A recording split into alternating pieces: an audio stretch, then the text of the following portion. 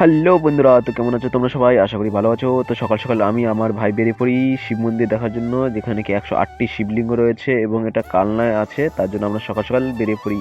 আর প্রথমে আমরা রেল ব্রিজের উপর দিয়ে চলে আসি টিকিট কাউন্টারে টিকিট কাটার জন্য, কারণ টিকিট না কাটলে আমাদের টিকিট ধরে নিলে 500 টাকার ফাইন লাগাবে। তার জন্য প্রথমে আমরা বন্ধুরা টিকিট কেটে শুনি যে আজকে আমাদের ট্রেন অনেকটা লেট হবে। তার জন্য আমরা কিছুক্ষণ প্ল্যাটফর্মে অপেক্ষা করলাম, বসে থাকলাম। তার কিছুক্ষণ পর দেখি ঠিক ট্রেন চলে আসছে। ট্রেনে উঠে দেখি অনেকটা ভিড় আজকে ট্রেনের মধ্যে, যাই না কেন। তো ফটাফট আমরা ট্রেন থেকে নেমে চলে আসি সেই মন্দিরে।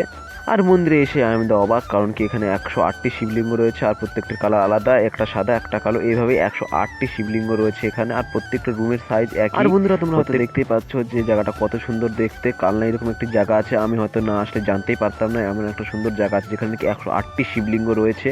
তো কে কে তোমরা এখানটা গিয়েছো তো সবাই কমেন্ট আর ভিডিওতে লাইক করে লাইকের বোতাম ফাটাই দেবা, আর কমেন্ট করে কমেন্টের লিস্ট ভরে দেবা অবশ্যই। টাটা বাই বাই, আবার দেখা হবে নেক্সট ভিডিওতে, বাই।